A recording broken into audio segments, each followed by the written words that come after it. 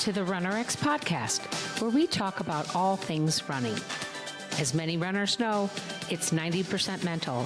So join Coach Valerie and Coach Caroline as we go through the mental side of running. Welcome back to the RunRX podcast. I'm your host, Coach Caroline, and I'm here with Coach Valerie. Coach, I want to talk about what I like to call leaning into, like really getting into talking with your coach. An example that came up for me recently, and we kind of talked a little bit about it, is we train strength training at a gym. So you help me work on adding muscles and lifting weights and challenging my preconceived notion of how strong I am, which I love. And there are days that I'm sore, right, after our workout. Maybe I didn't roll as much afterward. And so here it is Wednesday, and I'm still sore after the Monday workout. And there are times when for a brief moment, I think, I don't want to go, I'm still sore. But then I think to myself, no, go in and tell Valerie you're still sore and see why you're still sore, what you can do on that strength training day. Like lean into talking to your coach and letting them help you fix it. I feel like what happens is runners is we say, oh, my knee hurts, I'm going to stick a band on it, or I'm going to put tape on it, or I'm going to go get a massage, and then I'm going to ignore it. Or I'm going to go to the PT and learn the exercises and never do them. Yeah. Why should I lean into talking to you? I know why I should lean into talking to you. I know why going to my coach and telling them why it's still hurting or what's still hurting or what I think I did wrong can help me. But from the coach's perspective, talk to me about why I need to do that. Okay, so, and it's funny because every time you see lean, I want to say fall. Well, it's interesting, and I'm going to backtrack for just a second because I just want people to know that when I very first got into fitness, I was a group fitness instructor. Back then, we were called aerobics instructors. So you would literally walk in and you would have a class anywhere. I think my biggest classes were like 60. It'd be anywhere from 20 to 60 people in a room, and you would yell for an hour, knees, whatever you did, hamstring curls, knee lifts, whatever, right? Kind of dancing around a room for an hour. Right. There was never really there was not a lot of discussion about like, how the body works or things like that. It was literally like, just come in and destroy me. And the ladies were like, right. I want to be really sore. Yeah. So yeah. I want to, but it'd always be like body parts. I want to feel it in my abs. I want to feel it in my glutes, right? I want my triceps to hurt. Yeah. And so then I would have that kind of training. And then I would do one-on-one training where that person was really like dialing just into that one person. And what you find from coaching is a couple of things. One is the more the person is willing and wanting to actually reach their goals, when they really have a goal in mind, they're more likely to do the work to get there, which I really believe. And I mean, it's kind of a catch-22 with us because we are the run pain-free people. So unfortunately, most people we get are injured, right? So They're coming in like not ready to take the highest level step class. I'm just teasing, but you know what I mean.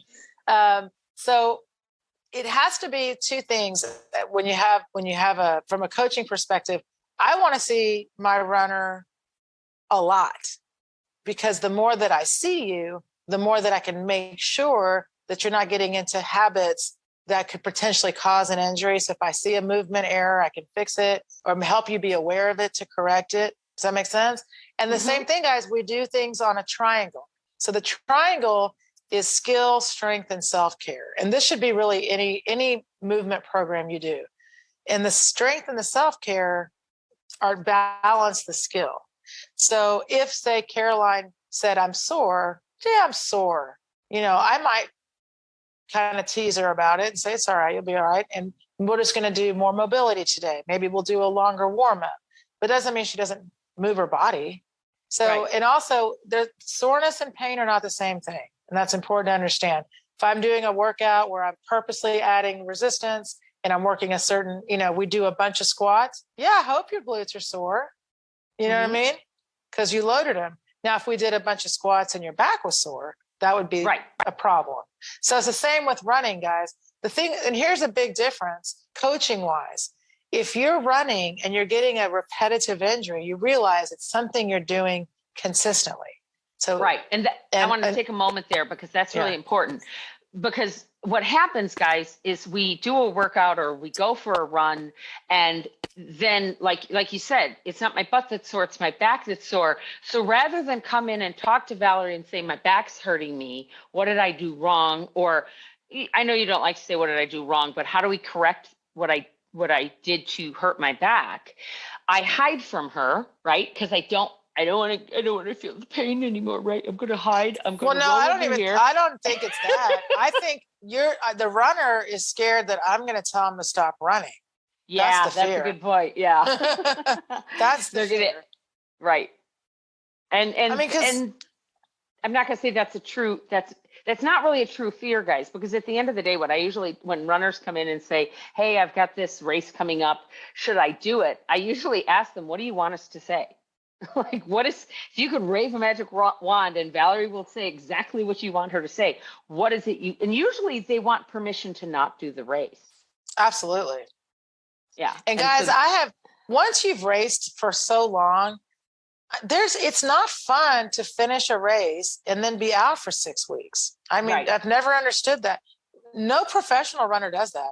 If they in any way think I'm not going to win or I'm going to hurt myself, they just stop. Yeah. Because it's not worth it. There's plenty of t-shirts and I mean, and that's the thing too, to have a coach is to have someone that's looking out for your interest. It's right. Not to benefit me. It's all for you. So once you start, and we see this a lot, by the way, in our coaching, is in the beginning, it seems kind of weird. Like I'm sending my video in and this lady's looking at my running and I'm a little self-conscious or, like it's a kind of a thing. And then all of a sudden I see the shift where people are like, oh, I do see it. Oh, and not only do I see it, but wow, now I'm feeling it. So imagine how much more ownership you'll have of your body. Instead of being scared of your hip, I'm scared my hip's going to hurt. I'm scared my hip's going to hurt. You have a plan of attack. Your hip's hurting, immediately, ooh, I must be reaching. Let me pull over for a minute and do some curb drills. And then I'll get back into my run. Imagine how much better that feeling is than, oh no, my hip's going to hurt. My hip's going to hurt. Then it starts to hurt and I'm just going to stop. Well, that's a good point. That idea that they start feeling like, okay, she really cares about how I'm moving. Let's take the opposite, which does happen because there's actually three kinds of runners, right? You got the kind that come in and never send you anything, which I always get a kick out of. Not that they don't do anything, they just never send you anything. You've got those that send in, maybe are coachable, whatever, they're very consistent. Then you've got those people that do the drill, send it in, do the drill, send it in, do the drill, send it in. So explain that though, that a coach, it's, what do they say? It's like your friend isn't going to notice if you've lost weight. It's going to be that friend that hasn't seen you in 4 weeks because they're with you all the time. Right. So you need that time, right, to be working on the drill and then check in. Right. And it's funny because I'm that person too. So I get it. So it's like, if I show you something, a lot of times they'll be like, well, let me just show you I fixed it. And it's two things. One is honestly, part of me likes it because I know they went and thought and did it. But the other challenge is just like you're saying, did you really take the time to think about the drill, because the body needs a little bit of time to adjust. Now, guys, this is important because a lot of people if we all lived in the same town, would I want to see you all the time? Yes. Yeah. You see what I mean? Would you get faster? Would it make you change your movement faster? No. You still have to live every single day of adjusting that movement until it becomes your natural movement. And so even if I show you and you correct it right then, that still means you got to practice it tomorrow. So I think where some of us struggle is they'll say, okay, I fixed it. Now what do I do next? Well, now you keep practicing so it holds. Right. Well, let's segue this into our upcoming clinic, which is coming up the middle of June. Go to runrx.fit/clinic no S. I believe it's clinic. If it's not, I'll have to put it in the show notes if there's an S. But Valerie, talk about that for a brief second.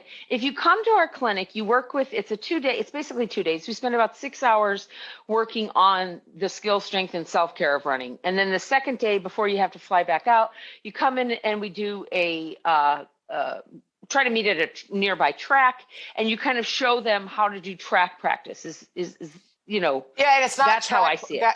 but it's not really track practice. It's just added tracks. It's just easier to run. Yeah. So the idea though with the clinic, it's great because it's like a solid immersion. I mean, you're going to get, of course, the gait analysis, but the most important part is that practical side where you're getting the pose, the fall, the pull. We give you the drills. We go over what to do. And I'll tell you what, it's a lot for sure. And most people will say to me, in the beginning, because again, you guys just think about it. What takes us 12 weeks in the membership, I literally do like a very condensed version in the clinic. So you get the pose, fall, pull, you get some drills, you get the before and after gait analysis, and getting to watch other people also learning the same movement you are really helps. Like being able to see someone else. They're usually we don't have huge clinics, get a lot of personal attention. And the best part is it's not so much running, but I mean, it's learning to run. It's learning to run. It's learning to run. And we do some of the strength. So it's practical, it's drills. Most of it's pretty much in place. And so the fun part is on day 2, when we do use a track, just because it's a nicer place to meet up, we do more drills.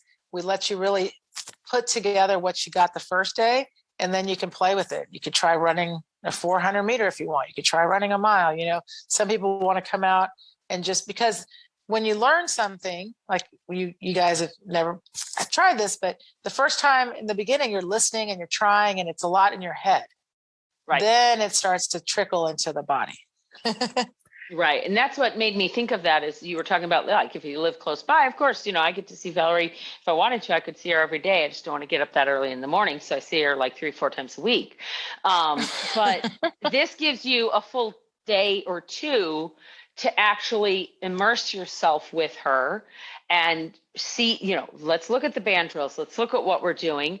And so just something to think about. Wanted to put that out here for you guys and to really try to maybe if you haven't quite connected with Valerie and myself as your running coaches, come to the clinic, join us, let her basically take your foot and put it where it's supposed to be. People always get a big kick out of that. It's like, or get you to loosen up your ankle. We don't realize how tight we are. And so I hope you'll join us June 18th and 19th here in Dallas. And there's close by hotels. Like I said, there's a practice the next morning and you could still fly. You fly in Friday night, fly out Sunday afternoon and still be back for work on Monday. Okay. We hope to hear from you or see you in the podcast, see you on the clinic or hear you on the podcast. Thanks, guys. Thank you for joining us on the RunRX podcast. If you'd like to know more, join us at www.runrx.fit. And if you have additional questions that you'd like answered on the podcast, email us at support@runrx.fit.